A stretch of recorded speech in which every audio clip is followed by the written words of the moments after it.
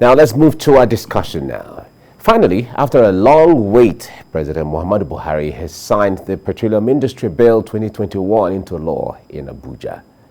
The president signed the document while working from home in a 5-day quarantine as required by the Presidential Steering Committee on COVID-19 after returning from London last Friday. The ceremonial part of the new legislation is expected to take place on Wednesday, after the days of mandatory isolation would have been fulfilled. The Petroleum Industry Act provides legal, governance, regulatory and fiscal framework for the Nigerian petroleum industry, the development of host communities and related matters. The National Assembly had passed the bill last month, thus ending a long wait since early 2000s and notching another high for the Buhari administration. So joining me now in the studio to make sense of all of this is policy analyst Lekon Shote. It's nice to have you join me this morning. Good morning, Great. Mike, for having me. Good to see you. Thanks for having me. Now, the PIB, as it used to be called, I think it's now PIA. It's PIA now. Since it's been signed. Yes. Exactly, because it's no longer a bill. Yeah, it's now an act or yes. a law, as the case may be. That's right. It took almost 20 years, let me say, roughly, or About at least over a decade. Over a decade. Yeah. Over a decade for this to be signed. Yeah, from 2008. Exactly. What makes this petroleum industry law so controversial that he came, he went from one National Assembly to the other and all of that? What is so special about this? I'm sure you know its interest. As at today, Nigeria's annual budget, about 15 to 16% is from oil revenue. Let's talk about 2021, and then out of 8 point something that we have, a 13 point something trillion that we are having, about 15% is from oil. Now, about 90, even though the oil sector is just about 10 to 11% of Nigeria's GDP, but 90% or thereabout of foreign exchange of this country is from oil. Then also, a lot of the expenditure, spending of government is from oil money. So that tells you this is a very important, that's one. And number two is that what we call a revenue allocation formula that has to do with population, has to do with number of states. It tells you that how much am I going to get out of it is the issue. And I must commend the National Assembly members that each group went into it looking into their own interests. But I fault them in the sense that they do not quite look at the general interest. They came in as delegates rather than lawmakers for Nigeria. How is that? Okay. This because law, I just need us to understand. This act, for me, is a halfway house. It hasn't gotten there. Let me point one or two things to you. For example, it says that NNPC Limited will be owned for now by something called Murphy, Ministry of Finance Incorporated. And then there is the hope that later on these shares will be sold to the public. What stops the thing being done right away? Right away. One. Then two, when you look at, there's some trick words. It talks about subsidy. It hints about removal of subsidy. But there's no clear-cut statement that henceforth, since this company, the law says, the act says that you want to make the NNPC more competitive. Technically commercializing. And commercial, those are the words, those are the key words. Right. But there is no clear statement. And then also, you are talking about upstream commission, downstream, midstream, and downstream. I think a lot of people don't even understand what some of these things mean. Upstream simply means crude oil.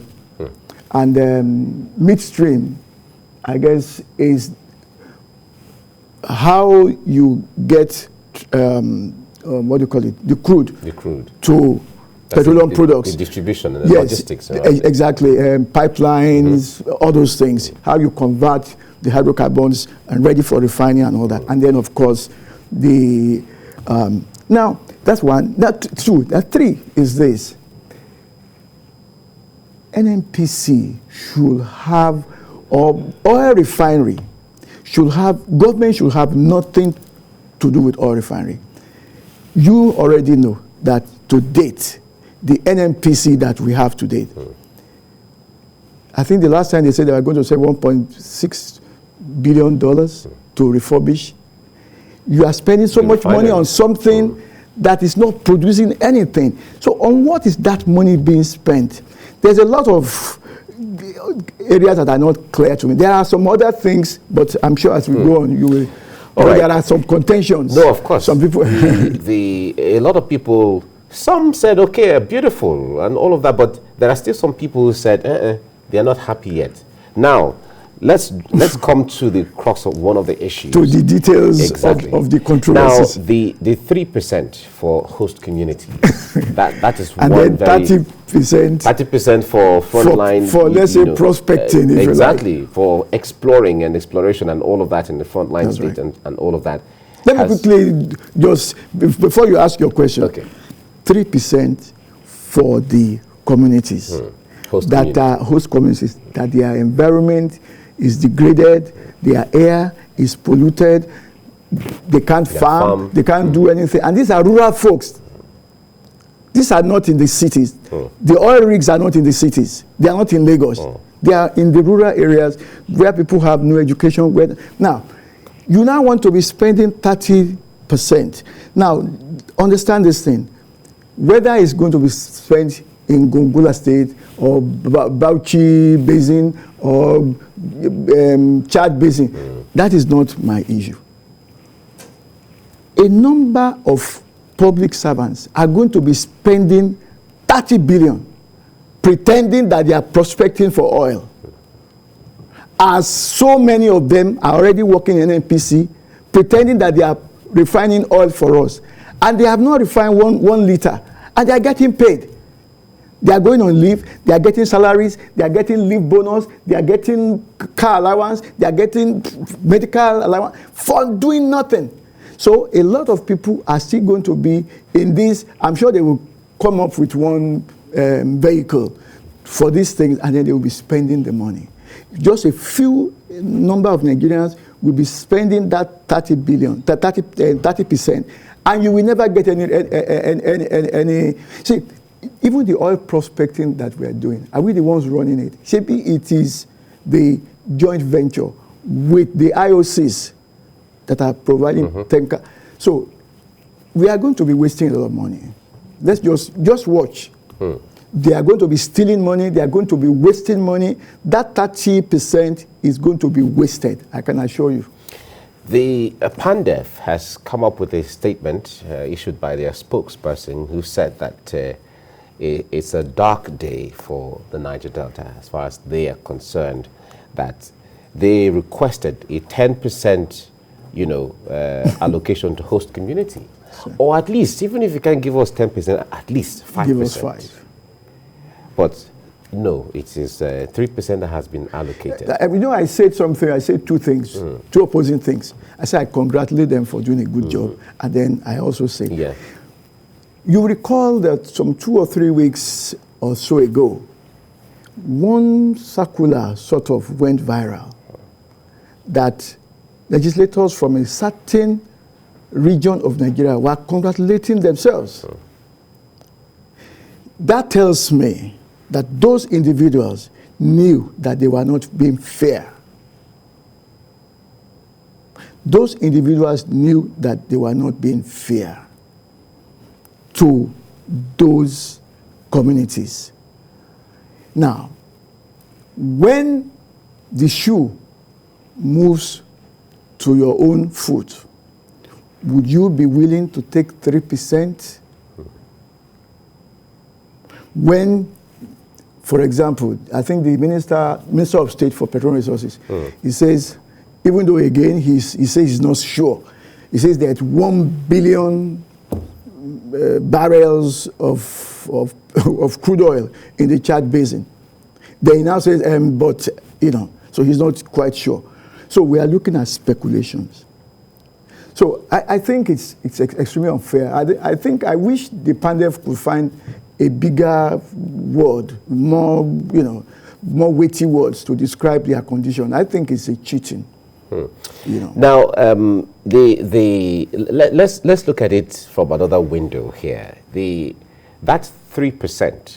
If we convert it to, please don't do that. Okay, we shouldn't. Don't convert it. Okay. The point is, what that percentage, 30% for wasted, 3% for human beings that you can identify. Yeah, but isn't that what Mike, is usually? Please understand this. 3% for human beings, the host communities that you can identify.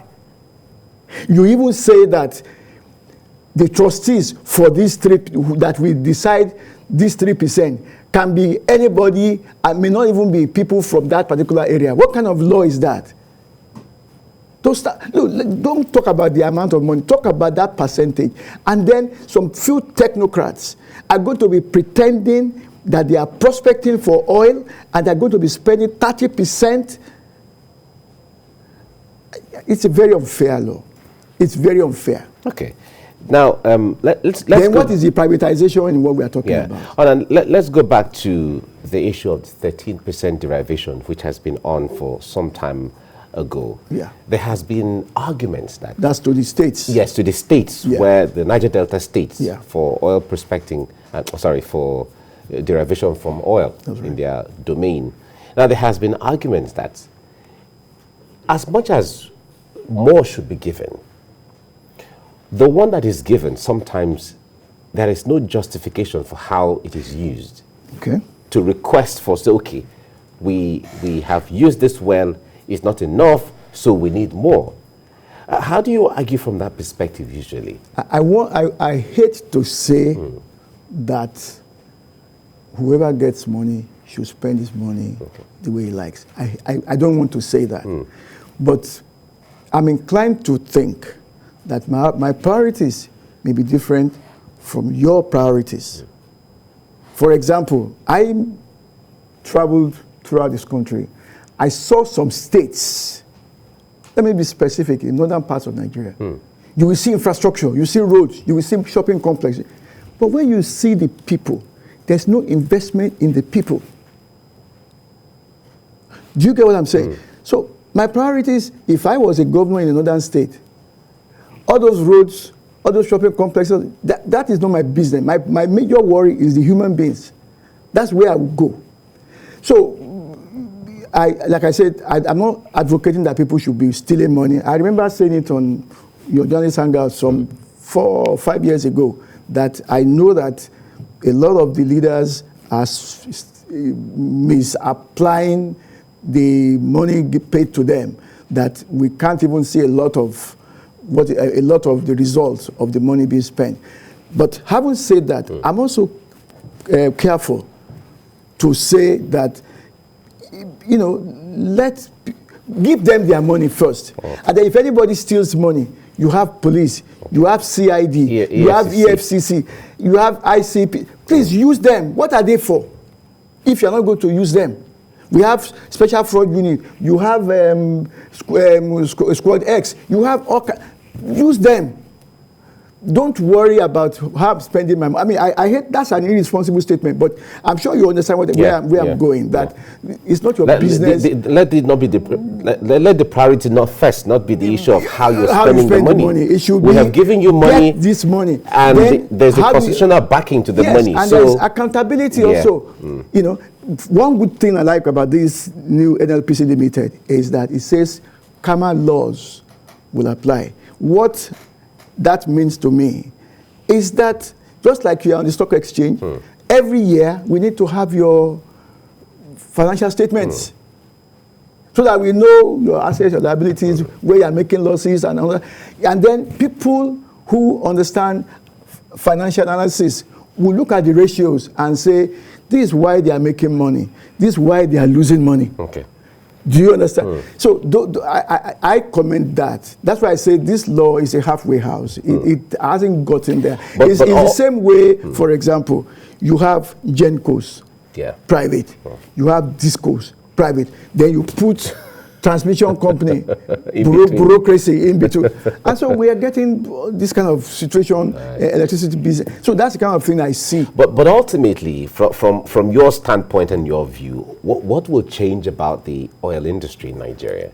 What will change? What will change with the PIA or with PIL? This PIA? Yes. Mike, you want me to? This is a halfway house. We expect that there will be more demand or accountability in terms of financial returns, financial reports. I'm hoping that ordinary Nigerians like you and I can have a share of NNPC Limited. You know, even though again they put some bureaucracy there, they say National Economic Commission should also now determine why this so much if bureaucracy. you're giving it, just give it. Give it. What is it? It's just the same way you say that, okay, let us have electronic transfer or transmission of votes. However, NCC should tell us provided it is okay, and then the National Assembly should also say we can use it. So there's too much bureaucracy in this, and this is why some people are talking about restructuring. It's not so much about north, south, east, west. It's about, please, unbundle Nigeria. The functionality of the country. All right. Look, the point there is this is a discussion I just had because the president just signed this into law now. I know By the way, I've not quite seen the full total document and, yes. And the details of it. Yes, you know. We'll certainly, we're going to read all of that to see all the other sides. We just highlighted some of the, obvious parts of the law. Exactly. But we're going to go into the details of it, point by point, section by section, and then we get to dissect what all of that is and the implication of it. I must thank you very much for coming on the program. Lekon Shote, policy analyst, thank you so much for coming. Thank you, Mike. Thank you. Great.